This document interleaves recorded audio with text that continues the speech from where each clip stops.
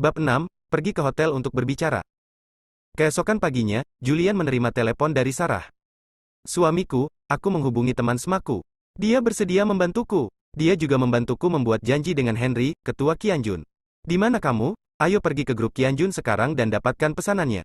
Lalu kakek akan mengakuimu. Suara Sarah yang sedikit bersemangat datang dari telepon. Kamu tunggu di rumah, aku akan segera menjemputmu. Setelah Julian menutup telepon, dia segera bangun, menyegarkan diri, dan keluar. Saudara Fisher, kamu mau kemana? Kevin sudah menunggu di depan mobil. Pergi ke rumah Sarah. Saudara Fisher, masuk ke dalam mobil. Julian masuk ke mobil komersial tanpa plat nomor, dan Kevin pergi dengan cepat ke rumah Sarah. Dia sedang menunggu di luar komunitas Sarah.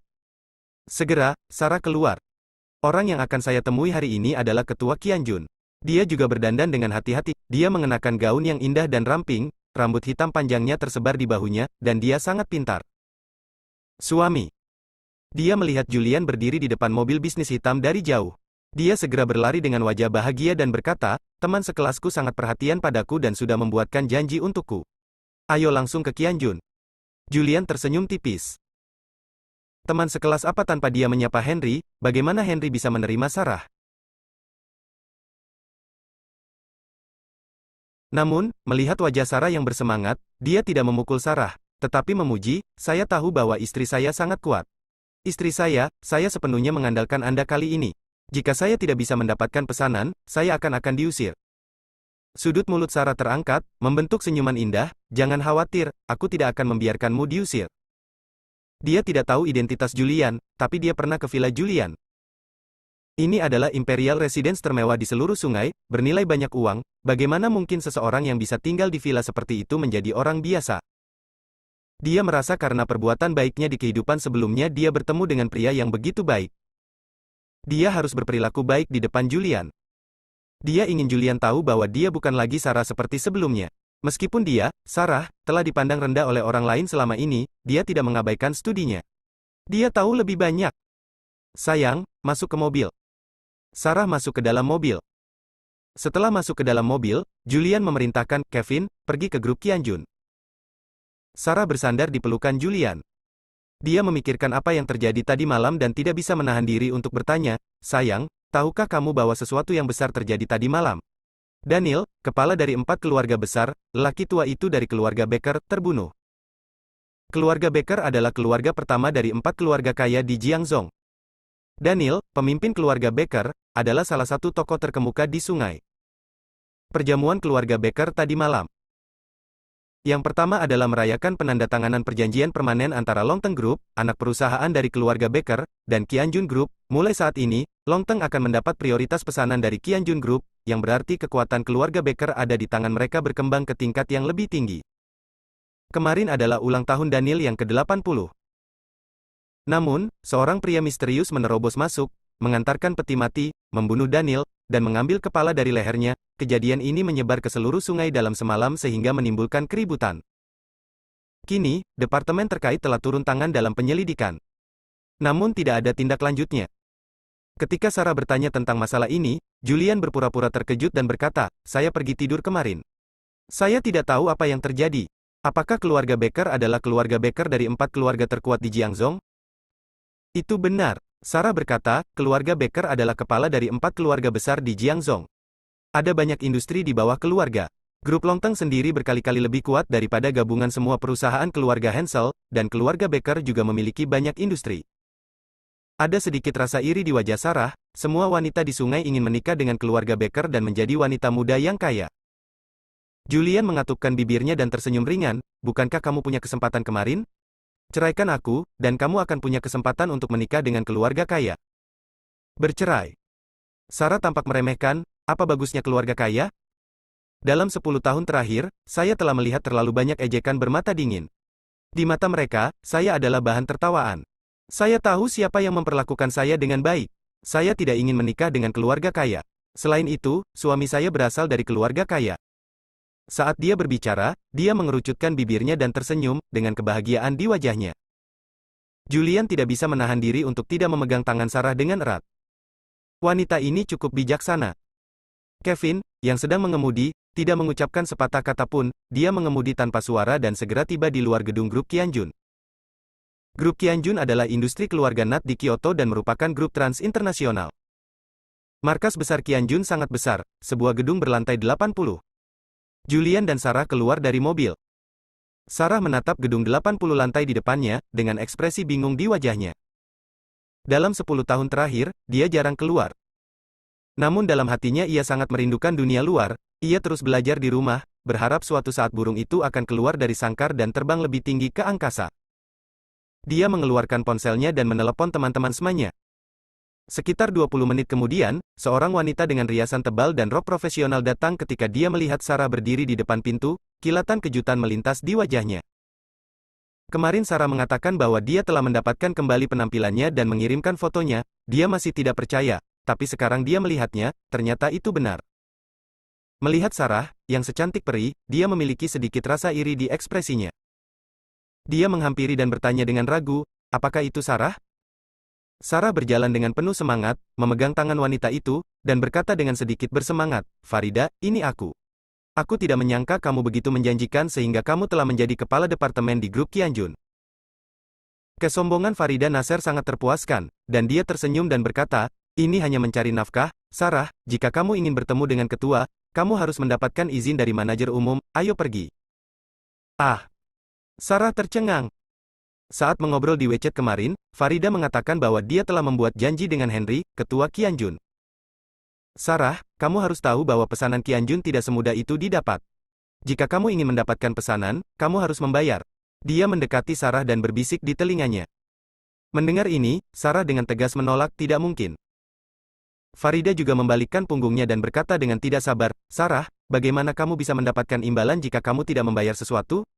Saya sudah mengirimkan fotomu ke manajer, dan manajer berkata tidak apa-apa. Kamu hanya perlu menemani dia selama 1 malam, dan Anda tidak perlu bertemu dengan ketua. Manajer bisa membuat keputusan. Farida, aku menganggapmu sebagai teman, kamu menganggapku sebagai apa? Farida berkata dengan nada meremehkan, kamu ingin mendapatkan pesanan tanpa membayar? Biar ku beritahu, ini tidak mungkin. Aku sudah menaruh kata-katanya di sini.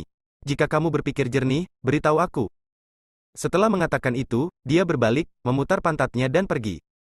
Sepatu hak tinggi itu bersentuhan dengan tanah, menimbulkan suara berdetak. Sarah hampir menangis. Dia berbalik dan menatap Julian di belakangnya yang tidak pernah berbicara. Dengan air mata berlinang, apakah saya tidak berguna? Julian menghiburnya, bagaimana bisa? Bagaimana mungkin istriku tidak berguna? Cari saja Henry, dia pasti akan menemuimu. Silakan, aku akan menunggumu di dalam mobil. Julian mendorong Sarah menuju gedung Qianjun. Namun, saat ini, Farida, yang telah pergi, kembali lagi, diikuti oleh seorang pria parubaya. Pria itu mengenakan jas dan dasi, tampak seperti pria sukses. Farida memegang lengannya erat-erat, mendatangi Sarah lagi, dan berkata sambil tersenyum, Sarah, ini adalah manajer grup Qianjun, yang bertanggung jawab untuk menghubungi perusahaan lain. Itu semua tergantung pada apa yang ingin diperintahkan oleh manajer Ricky. Petik 2. Farida naik begitu cepat karena dia jatuh cinta pada manajer Ricky. Dia bekerja sebagai simpanan untuk manajer Ricky dan kemudian naik ke manajemen departemen. Tadi malam, dia menunjukkan foto Sarah.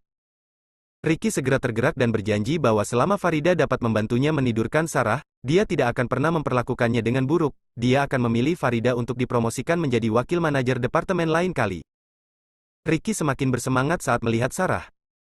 Sarah tampak lebih cantik dan anggun daripada di foto. Saat ini, dia bersumpah untuk menangkap wanita yang sangat cantik ini. Dia menghampiri, menatap Sarah dengan dada terangkat, dan berkata, Sarah, kan? Farida sudah memberitahuku tentang masalahmu. Di hari yang panas seperti ini, bagaimana kalau kita pergi ke hotel untuk memesan kamar dan bicara detailnya? Jangan khawatir, aku ada di sini. Apalagi pesanan 30 juta, aku bisa memberikannya padamu meski pesanan 50 juta. Bab 7, senang sekali diajak ngobrol. Ricky tampak yakin bahwa Sarah yakin. Dia adalah manajer yang bertanggung jawab atas area ini, dan karena posisi ini, dia memiliki banyak wanita. Awalnya, para wanita tersebut menolak. Sesekali, para wanita yang datang kepadanya untuk meminta pesanan akan berinisiatif mengantarkan mereka ke rumahnya. Farida juga ingin memfasilitasi masalah ini, setelah selesai dan Ricky puas, dia juga akan mendapat manfaat.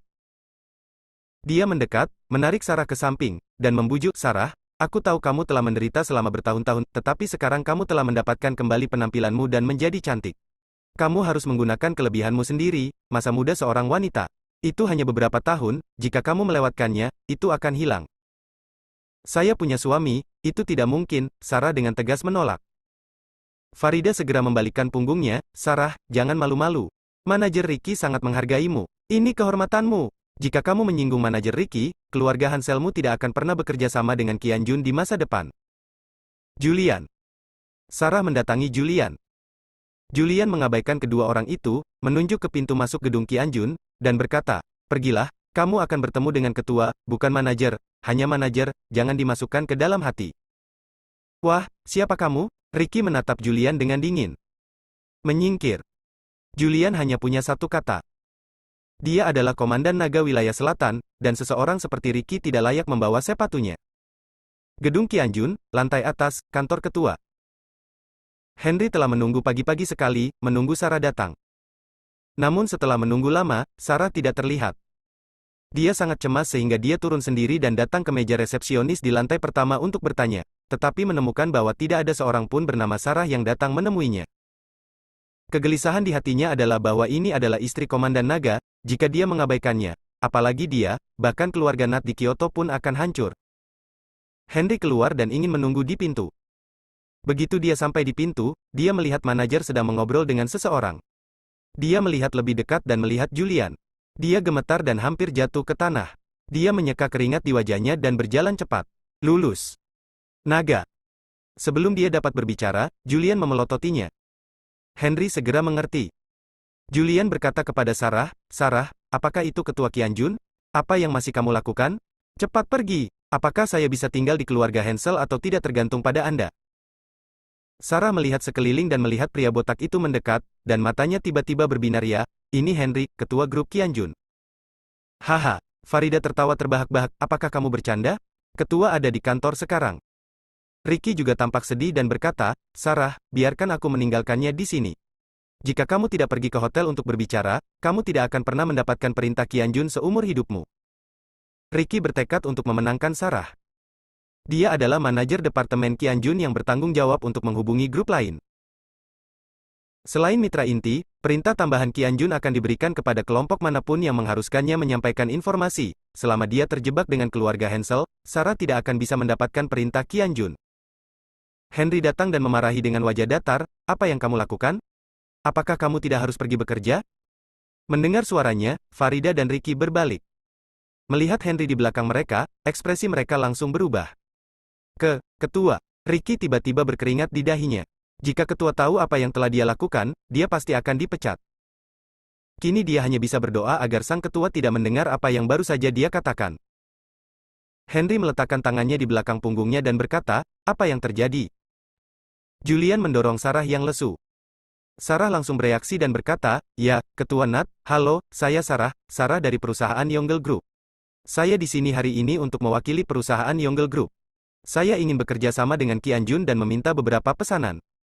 Menghadapi orang besar seperti Henry, Sarah juga kurang percaya diri. Jiangzhou dikenal sebagai ibu kota pengobatan. Di kota pengobatan, terdapat puluhan ribu perusahaan pengolah bahan obat, dan perusahaan pengolah bahan obat ini mengandalkan kelompok bahan obat utama untuk pendapatan mereka. Yongle Group milik Tang tidak berskala besar dan tidak memenuhi syarat untuk bekerja sama dengan kelompok seperti Qianjun. Aku bertanya mengapa kalian berdua ada di sini? Henry menatap Farida dan Ricky dengan wajah datar. Julian, yang tidak banyak bicara, berkata dengan tenang, istri saya datang ke Qianjun untuk membicarakan bisnis, tetapi manajer ini ingin mendapatkan keuntungan. Dia menyalahgunakan kekuasaannya dan tidak memberikan kesempatan kepada perusahaan Yongle Group. Saya merasa bahwa Qianjun, sebagai kelompok besar, dalam hal ini keadilan harus dicapai. Henry mengangguk dan berkata, apa yang dikatakan adik kecil ini masuk akal. Tampaknya memang ada korupsi di dalam diri Qianjun. Namamu Ricky kan? Pergi ke Departemen Keuangan untuk melunasi gajimu, dan keluar. Ricky langsung tercengang. Ini dipecat. Ketua, jangan dengarkan omong kosong anak ini. Keluarga Hansel hanyalah bisnis kecil dan tidak memiliki kualifikasi untuk bekerja sama dengan Qianjun. Perintah Qianjun hanya diberikan kepada perusahaan yang kuat. Merekalah yang mengganggu saya, jadi saya hanya mencari alasan untuk membuat mereka berhenti. Ketua, saya bekerja dengan sungguh-sungguh demi perusahaan. Kenapa, kamu perlu aku mengatakannya untuk kedua kalinya? Dan kamu, kemasi barang-barangmu dan keluar.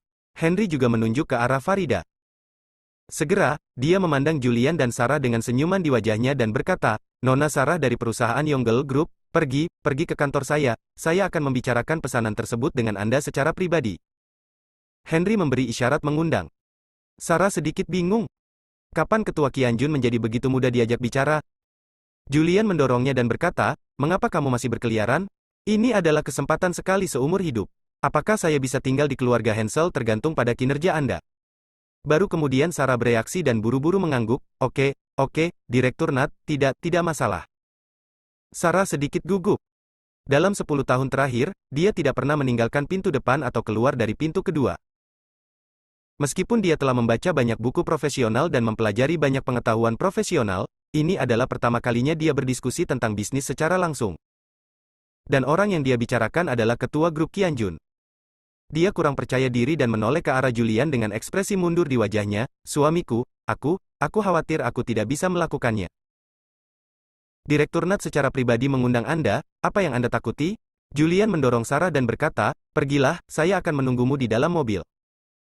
Nona Hansel, tolong. Henry sedikit membungkukkan tubuhnya dan memberi isyarat mengundang.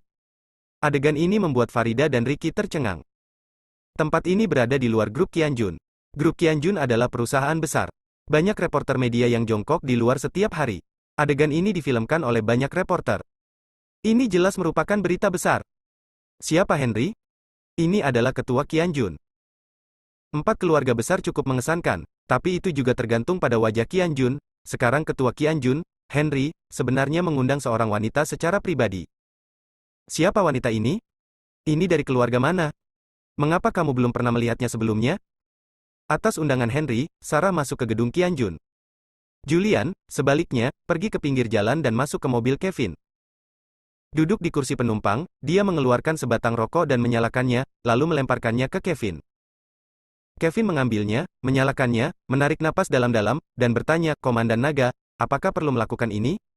Jika kamu hanya mengucapkan sepatah kata pun, keluarga Nat akan memberikan Qianjun kepadamu, mengapa itu perlu?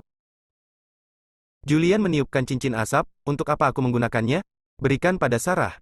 Sarah mungkin tidak menyukainya, aku hanya berdiri di belakangnya. Dia melakukan apa yang dia suka. Selama dia menyukainya, aku akan dukung sepenuhnya. Ya, sudah berapa kali saya katakan, tidak ada komandan naga di Jiang, yang ada hanya Julian Fisher. Ya, saudara Fisher, Anda sudah terbiasa dan sulit untuk mengubahnya. Gedung Qianjun, lantai paling atas. Henry secara pribadi membawa Sarah ke kantor dan membuatkan teh untuknya secara pribadi. Hal ini membuat Sarah sangat ketakutan sehingga dia buru-buru berkata, Ketua, saya bisa melakukannya sendiri. Nona Hansel, duduklah dan jangan bergerak. Aku akan membuatkanmu teh. Saat kamu datang ke Qianjun, jangan terkekang. Perlakukan saja seolah-olah kamu di rumah. Sarah merasa tersanjung, Ketua, saya di sini untuk membicarakan bisnis. Aku tahu, ayo kita minum teh dulu. Aku akan segera mengatur seseorang untuk membuat kontrak. Ngomong-ngomong, apakah pesanan 100 juta cukup? Jika tidak, aku akan menambahkan lagi. Sarah bingung. Bahkan sebelum dia membuka mulutnya, Henry memberinya pesanan 100 juta dolar. Kapan pesanan Qianjun menjadi begitu mudah didapat? Henry melihat bahwa ekspresi Sarah salah, dan dia pikir dia telah memberinya lebih sedikit. Jadi dia segera berkata, itu tidak cukup, bagaimana kalau menambahkan 500 juta lagi? Cukup, 100 juta sudah cukup, kata Sarah buru-buru. 500 juta? Apa konsep ini? Kalau order 500 juta untung 20%, kalau selesai keluarga Hansel bisa dapat 100 juta. Dengan kekuatan keluarga Hansel saat ini, masih belum mampu menyelesaikan pesanan sebesar itu. Pesanan 100 juta sudah cukup untuk membuat perusahaan Yongle Group sibuk. Henry bekerja dengan sangat efisien, dan segera sekretaris datang membawa kontrak, dan Sarah menandatanganinya dengan bingung. Sebelum pergi, Henry menyerahkan kartu namanya dan berkata, Nona Hansel, ini kartu nama saya. Silakan hubungi saya lebih banyak lagi di masa mendatang. Henry tidak pernah menyebut Julian dari awal sampai akhir. Karena dia mengetahui identitas Julian, tetapi Sarah sepertinya tidak tahu bahwa dia bisa menjadi ketua Qianjun, dan dia masih memiliki kemampuan untuk mengamati emosi orang. Dia tahu bahwa Julian tidak ingin mengungkapkan identitasnya. Setelah Sarah mengambil kontrak pesanan Qianjun dan keluar dari gedung Qianjun, dia masih merasa melamun. Bisnis ini terlalu mudah untuk dinegosiasikan. Tanpa berkata apa-apa, Qian Jun mengirimkan pesanannya.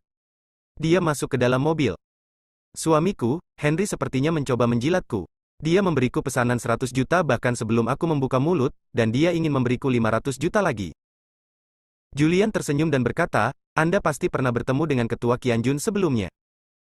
Tidak, aku hampir tidak punya teman dalam 10 tahun terakhir. Sarah memutar matanya, lalu menatap Julian, matanya berbinar, suamiku, apakah karena kamu Henry menyukaiku? Bab 8, berlutut dan berdoa. Julian mengangkat bahu dan berkata, mengapa karena aku? Aku hanyalah seorang yatim piatu. Bagaimana aku bisa mengetahui orang sebesar Henry? Cih, berhentilah berpura-pura, apa yang terjadi di istana kekaisaranmu? Julian menjelaskan, bagaimana saya mampu untuk tinggal di Imperial Residence? Imperial Residence adalah milik seorang teman saya yang tumbuh di panti asuhan. Dia pergi ke luar negeri dan tahu bahwa saya tidak punya tempat tinggal, jadi dia membiarkan saya tinggal di Imperial Residence dan memintaku untuk membantu mengurus rumahnya. Benarkah? Sarah memiliki keraguan di wajahnya. Tentu saja, kenapa? Jika istana kekaisaran bukan milikku, maka kamu harus menceraikanku. Apakah kamu begitu sombong? Itu tidak benar. Mulut kecil Sarah melengkung ketika dia berkata, kamu menyembuhkanku dan memberiku kehidupan baru. Aku sudah menikah denganmu. Aku istrimu. Tidak apa-apa menjadi miskin. Aku akan melakukannya mendukungmu mulai sekarang.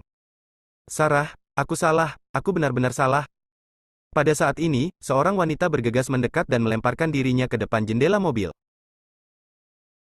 Rambutnya acak-acakan, wajahnya merah dan bengkak, pasti dipukul. Dia adalah Farida. Begitu Farida tiba, Ricky datang, menjambak rambutnya dan membantingnya ke dalam mobil, membuatnya hancur berkeping-keping. Jalang, gara-gara kamu aku kehilangan pekerjaan. Aku akan membunuhmu? Saudara Fisher, Kevin di dalam taksi berbicara. Julian melambaikan tangannya sedikit dan berkata, abaikan masalah kecil ini dan ayo pergi. Suamiku, ini. Sarah melihat Farida, yang seluruh tubuhnya dipukuli dengan memar dan darah di dahinya, dan bertanya dengan wajah cemas, suamiku, apakah sesuatu akan terjadi? Julian tersenyum dan berkata, ada konflik di antara sepasang kekasih, jangan terlibat. Sarah, aku salah. Demi teman sekelasku, bisakah kamu pergi dan memohon kepada ketua dan memintanya untuk tidak memecatku? Wuho. Di luar mobil, tangisan Farida terdengar. Sarah memikirkan permintaan Farida sebelumnya, dan dia merasa marah. Farida sebenarnya memintanya untuk tidur dengan pria lain. Memikirkan hal ini, dia menutup jendela mobil. Sarah, aku salah, aku benar-benar salah. Aku tidak kenal ketua, aku tidak tahu kamu kenal ketuanya. Tolong beri aku kesempatan, aku mohon padamu. Farida berlutut di tanah. Setelah Ricky memukulinya, dia juga datang ke taksi, mengeluarkan 101 bungkus rokok, mengeluarkan satu dan menyerahkannya, saudaraku, tidak, kakak, turunkan kaca jendela. Izinkan saya memberitahu Nona Hansel sesuatu. Apakah itu tidak apa-apa? Kevin berbalik dan menatap Julian di barisan belakang. Julian mengangguk ringan. Kevin lalu menurunkan kaca belakang mobil. Ricky datang ke barisan belakang, mengeluarkan sebatang rokok dan menyerahkannya kepada Julian. Julian tidak menjemputnya. Ricky tampak malu dan berkata sambil tersenyum, Nona Hansel, saya terlalu muda untuk melihat kebenaran. Tolong perlakukan saya seperti kentut. Bicaralah dengan ketua dan minta dia untuk tidak memecat saya. Setelah mengatakan itu, dia mengeluarkan amplop merah yang telah dia siapkan dan menyerahkannya, $10.000, sedikit kesenangan. Sarah berbalik dan memandang Julian di sampingnya. Julian memeluknya dan berkata sambil tersenyum, sayang, ayo pergi dan segera ambil kembali kontraknya. Setelah mengambilnya kembali, aku bisa mendapatkan persetujuan kakekku. Lalu kamu akan menjadi istriku yang sah. Sarah segera mengerti apa maksud Julian dan mengangguk. Selain itu, dia tidak mengenal Henry dan tidak dapat membantu kedua orang ini. Selain itu, Ricky dan Farida melakukannya sendiri-sendiri. Kevin, kembalilah. Oke. Kevin segera menyalakan mobilnya dan pergi. Sarah. Farida berlutut di tanah dan berteriak memilukan. Sarah mengabaikannya. Dia duduk di dalam mobil, menjulurkan lidahnya ke arah Julian, dan berkata dengan senyum nakal, sayang, apakah mereka kehilangan pekerjaan karena aku? Julian berkata, itu tidak sepenuhnya benar. Qian Jun adalah perusahaan besar dan bab perusahaan tidak diperbolehkan. Ricky menyalahgunakan kekuasaannya dan cepat atau lambat akan dipecat. Penampilan Anda hanyalah sumbu. Mendengar ini, Sarah merasa lega. Segera, keduanya kembali ke rumah Hansel. Pemulihan penampilan Sarah membuat keluarga Hansel memiliki pemikiran lain. Andrew, cucu tertua keluarga Hansel, bahkan mengundang teman-temannya ke rumahnya untuk memperkenalkan Sarah kepada mereka. Temannya berasal dari keluarga Becker, bernama Ernest, seorang pria kaya generasi kedua. Sesuatu yang besar terjadi pada keluarga Becker tadi malam, tapi Daniel lah yang meninggal. Bagi Ernest, seorang pria kaya generasi kedua, itu hanya masalah kematian. Selama bertahun-tahun, kakeknya telah mengendalikan keluarga Becker, dan uang sakunya semakin berkurang. Sekarang dia telah meninggal, posisi kepala keluarga pasti akan jatuh ke tangan ayahnya. Begitu ayahnya mewarisi keluarga Becker, statusnya di keluarga Becker meroket. Terlebih lagi, pemakaman Daniel dibuat sederhana, dan keluarga Becker tidak memperhatikan pemakaman tersebut. Dia mendengar dari Andrew bahwa Sarah telah mendapatkan kembali kecantikannya dan sangat cantik. Dia baru saja datang ke keluarga Hansel untuk melihat betapa cantiknya mantan gadis jelek ini. Di villa keluarga Hansel, anggota keluarga Hansel mengepung Ernest, memujanya seperti Tuhan. Andrew merasa dirinya lebih bermartabat. Dia duduk di sofa dengan menyilangkan kaki dan berkata, "Kakek, Ernest adalah teman baikku. Aku memberitahunya bahwa sepupu Sarah sangat cantik dan dia baru saja datang ke rumah. Sarah harus menceraikan Julian, si tak berguna itu, dan menjadi pacar kakak Ernest." Nicholas duduk di samping dan berkata sambil tersenyum, "Ini perlu. Hanya tuan muda dari keluarga Becker yang layak mendapatkan Sarah." Sanjungan dari keluarga Hansel sangat memuaskan kesombongan Ernest. Begitulah status 4 keluarga besar di sungai, kemanapun mereka pergi, murid dari 4 keluarga besar menjadi sasaran penjilat. Kakek. Saat ini, Sarah dan Julian masuk bersama. Begitu dia memasuki ruangan, dia mengeluarkan kontrak dengan gembira di wajahnya, "Kakek, saya kembali dengan kontrak dan kontrak pesanan dari grup Qianjun. Apakah Anda akan menghentikan Julian meninggalkan keluarga Hansel?" Andrew segera berdiri, menunjuk ke arah Ernest, yang sedang duduk di sofa dengan menyilangkan kaki, dan memperkenalkan, "Sarah, izinkan saya memperkenalkan kepada Anda, ini Ernest dari keluarga Becker. Apakah keluarga Becker tahu itu dia adalah salah satu dari 4 keluarga kaya di Jiangzhou?" "Sarah, pergi dan nyalakan rokok Tuan Becker." Mata Ernest membelalak saat melihat Sarah. Dia tahu bahwa Sarah telah cacat sebelumnya, tetapi dia tidak menyangka bahwa dia akan berubah menjadi kecantikan yang menakjubkan setelah pemulihan. Kali ini benar-benar tidak sia-sia. Sarah sekarang lebih cantik dari wanita manapun yang dia miliki. Pernah bermain dengannya. Dia bersumpah dalam hatinya bahwa dia akan membawa Sarah ke tempat tidur. Sarah melirik Ernest, tatapan Ernest membuatnya sangat tidak nyaman. "Siapa dia? Biarkan aku menyalakan rokok untuknya." "Tidak mungkin. Sombong." Nicholas berteriak dan berkata dengan dingin, "Mengapa Anda berbicara dengan Tuan Becker?" "Minta maaf." Ernest menunjukkan kemurahan hati yang besar dan melambaikan tangannya sedikit, "Nicholas, jangan memarahi Sarah. Aku suka orang dengan kepribadian yang galak." "Ngomong-ngomong, apa yang baru saja dikatakan Sarah?" "Dia menerima perintah Qianjun." "Apa yang terjadi?" Andrew segera menjelaskan masalahnya. Baru kemudian Ernest memperhatikan Julian di belakang Sarah, dia mengira Julian adalah pengemudinya, tetapi dia tidak menyangka bahwa dia adalah menantu yang direkrut oleh Nicholas. Wajahnya menjadi gelap dan dia berkata, "Nicholas, Sarah, saya telah memutuskan untuk segera mengakhiri pertunangan. Jika tidak, jika saya menelepon, bahkan jika Sarah mendapat perintah Qianjun, Qianjun akan segera mengakhiri kontrak. Jangan lupa, saya keluarga Becker. Kami adalah mitra dekat grup Qianjun. Hanya ketika Qianjun memuaskan keluarga Becker kami akan memberikan pesanan berlebih kepada perusahaan lain." Julian melirik ke arah Ernest yang sombong dan berkata, "Saya mendengar bahwa Daniel meninggal. Kamu berasal dari keluarga Becker dan kamu tidak di rumah untuk berduka. Mengapa kamu datang ke keluarga Hansel?" "Nak, kamu sedang mencari kematian." Ernest langsung berdiri, meraih kera Julian, mengangkat tangannya dan menamparnya. Julian mengangkat tangannya sedikit untuk menahan tamparan itu, dan mendorongnya menjauh dengan sedikit kekuatan. Meski kekuatannya sangat ringan, Ernest tetap terhuyung dan terjatuh di atas sofa. Kemarahan di hatinya langsung melonjak. Dia adalah anggota keluarga Becker dan salah satu dari 4 keluarga kaya. Kemanapun dia pergi, dia adalah objek menjilat semua orang, dan sekarang dia benar-benar didorong oleh menantu laki-laki yang datang mengunjunginya. Yang lebih menjijikkan lagi adalah Julian, seorang pecundang, berani berbicara tentang mendiang kakeknya. Kematian Daniel sudah terkenal, tapi tidak ada yang berani menyebutkannya.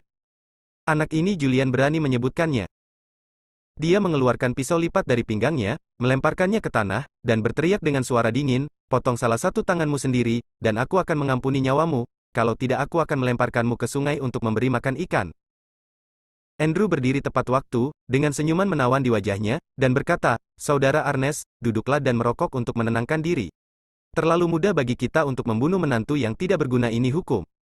Anda tidak perlu memberikan wajah keluarga Hansel kami, bunuh saja dia. Kami tidak peduli sama sekali, setelah membunuhnya, Sarah akan menjadi wanita Anda." Sarah mendengarkan kata-kata menjijikkan ini, dengan kemarahan di wajah cantiknya dan giginya terkatup rapat. Arnes duduk, menatap Julian, dan berkata dengan dingin, "Wah, berdasarkan apa yang baru saja kamu katakan, kamu sudah mati dan tidak ada yang bisa menyelamatkanmu." Julian tersenyum tipis dan tidak terlalu memperhatikan. Jika ini bukan keluarga Hansel, Arnes akan mati. Sarah menyerahkan kontrak dengan ekspresi sedih dan berkata, "Kakek, ini yang kamu katakan. Selama kamu bisa mendapatkan pesanan puluhan juta, kamu akan mengakui bahwa Julian adalah suamiku. Ini bukan perintah dari 30 juta, ini adalah silakan lihat urutan 100 juta. Berapa, 100 juta? Nicholas terkejut. Kakek, ada berita besar. Ketua grup Qianjun secara pribadi mengundang Sarah ke gedung Qianjun. Pada saat ini, seorang wanita berlari masuk dengan panik. Bab 9, Arnes yang arogan. Dia adalah saudara perempuan Andrew, bernama Lisa, dan putri dari putra tertua Nicholas, Alfred. Begitu dia memasuki ruangan, dia melihat Sarah dan Julian, dan tidak bisa tidak melihat mereka lebih jauh. Kemudian dia datang ke Nicholas, mengeluarkan ponselnya, dan mengeluarkan berita untuk dibaca Nicholas. Nicholas tercengang saat melihat berita bahwa Henry membungkuk dan mengundang Sarah memasuki gedung Qianjun. Ini Henry, ketua grup Qianjun. Di Jiangzhou, bahkan 4 keluarga besar ingin melihat ekspresi Henry. Dia segera mengambil kontrak pesanan di atas meja. Setelah melihat bahwa itu benar-benar kontrak pesanan senilai 100 juta, dia tertawa terbahak-bahak, "Haha, Sarah, kamu melakukan pekerjaan dengan baik. Seperti yang diharapkan dari keluarga Hansel saya memenangkan Qianjun. Dengan pesanan senilai lebih dari 100 juta dolar, saya, Yongle Group dari keluarga Hansel, akhirnya bisa merasa bangga di sungai." "Kakek, bagaimana dengan Julian? Apa, tuan muda keluarga Becker ada di sini?" Di luar rumah, seorang wanita parubaya berjalan lagi. Ini ibu Sarah, Leona.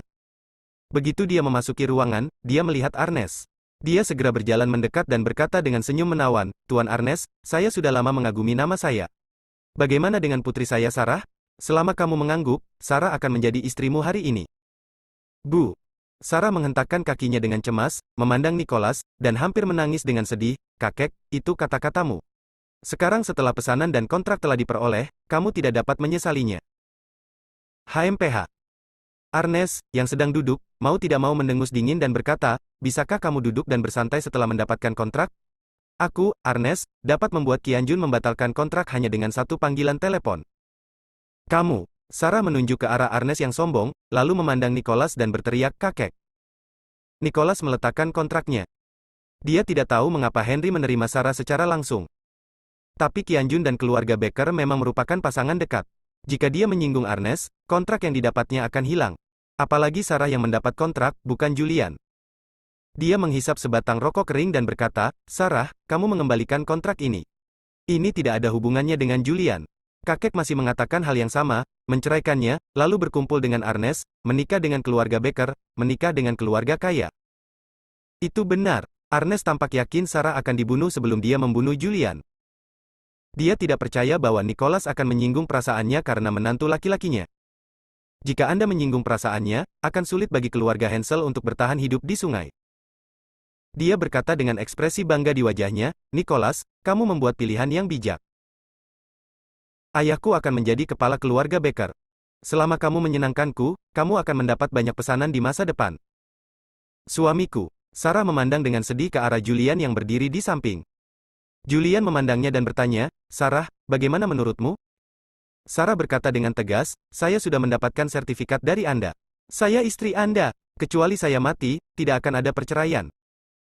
Julian mengangguk dan berkata, "Kalau begitu panggil Henry, jelaskan situasinya, dan lihat apakah Arnes dapat membuat Qianjun membatalkan kontrak dengan keluarga Hansel hanya dengan satu panggilan telepon.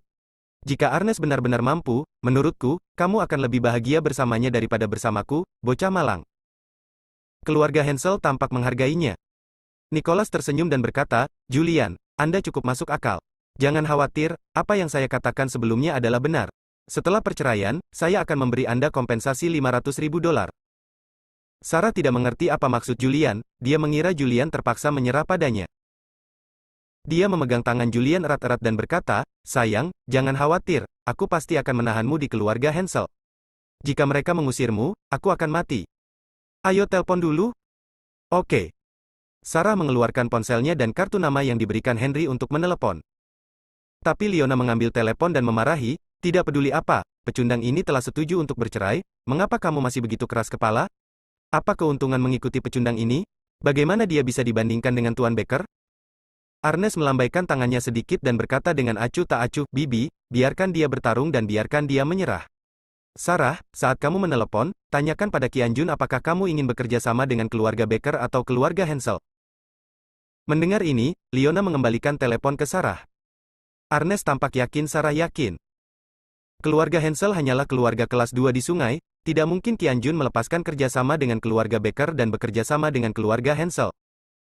Sarah menghubungi nomor telepon Henry. Ketua Nat, ini aku.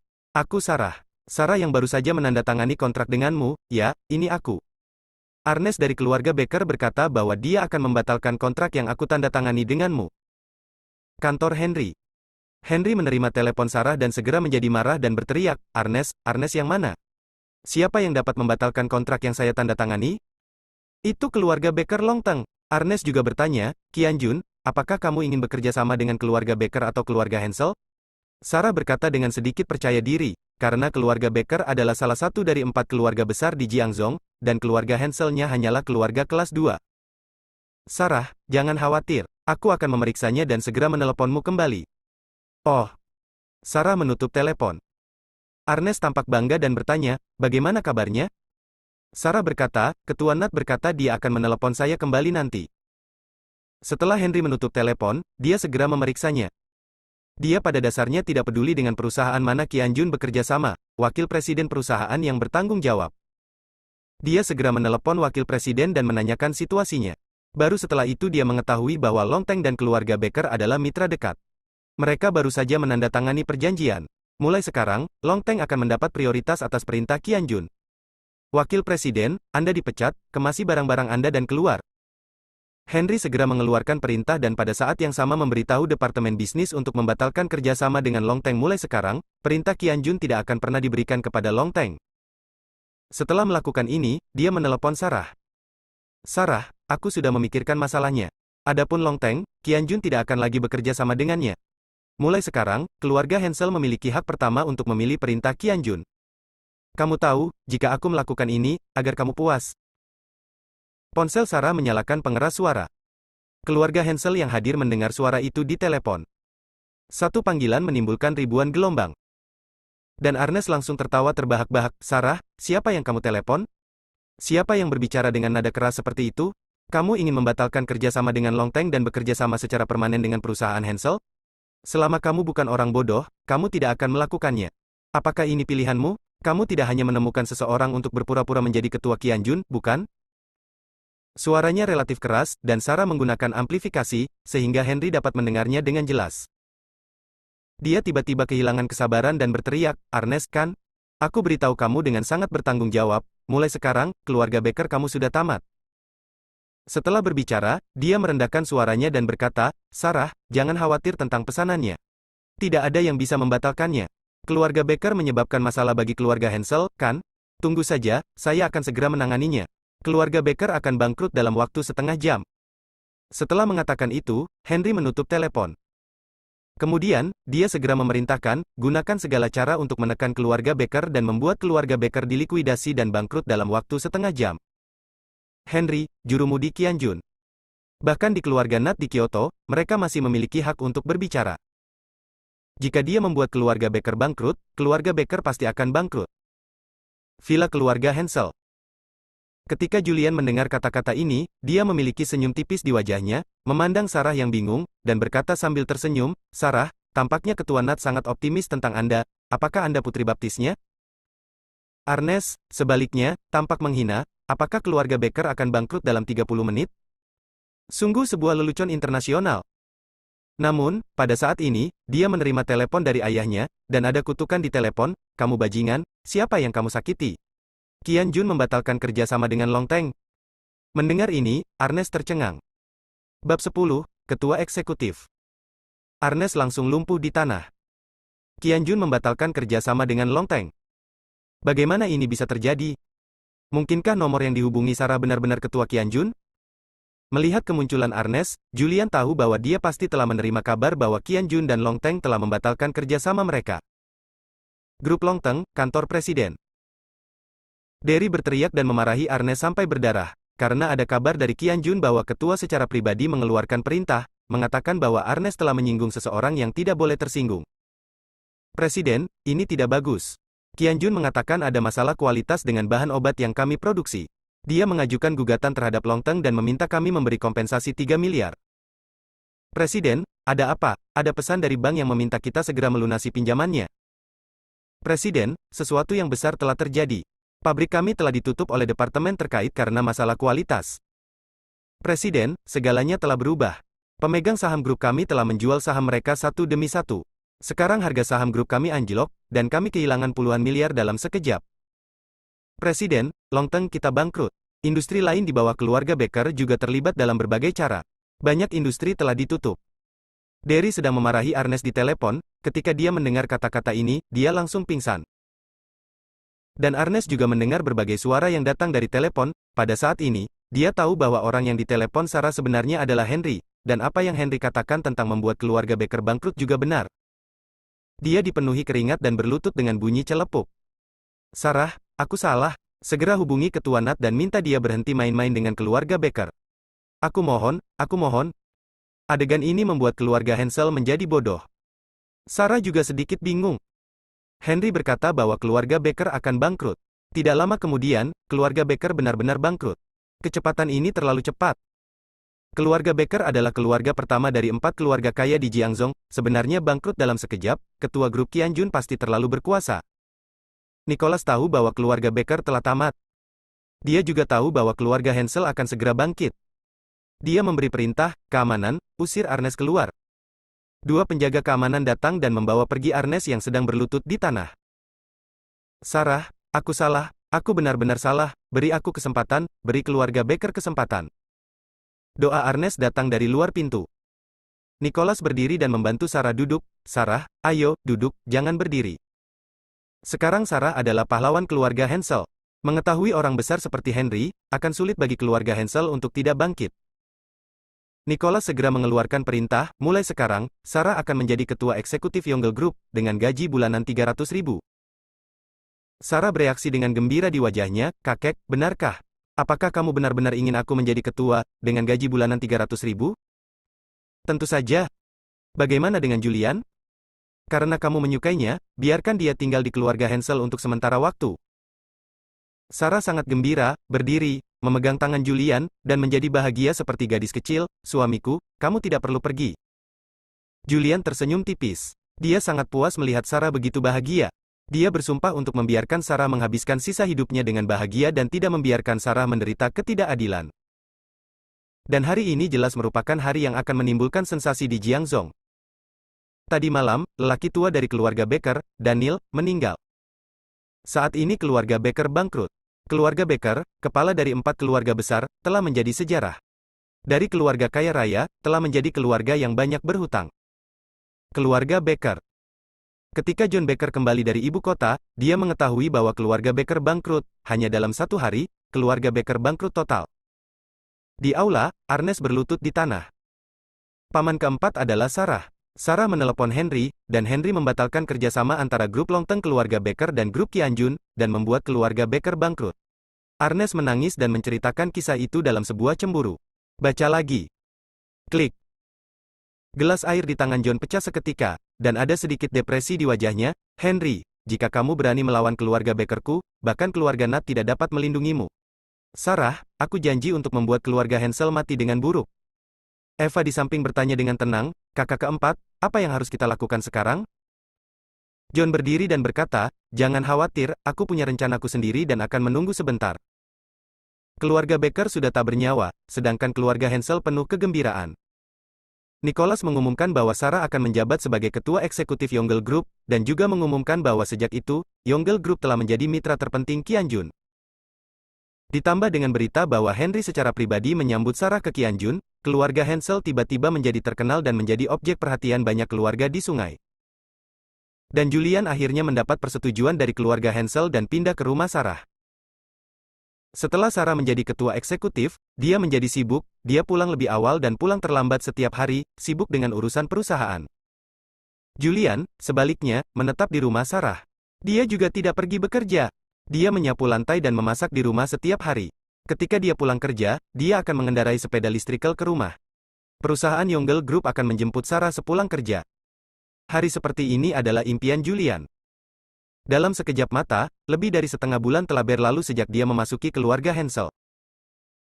Suatu sore, setelah Julian menyapu lantai, dia keluar dengan membawa kantong sampah, membuang sampah, dan kemudian mengendarai sepeda listrikal ke perusahaan Yongle Group untuk menjemput Sarah pulang kerja. Di pinggir jalan di luar perusahaan Yongle Group, Julian berjongkok di tanah dan merokok.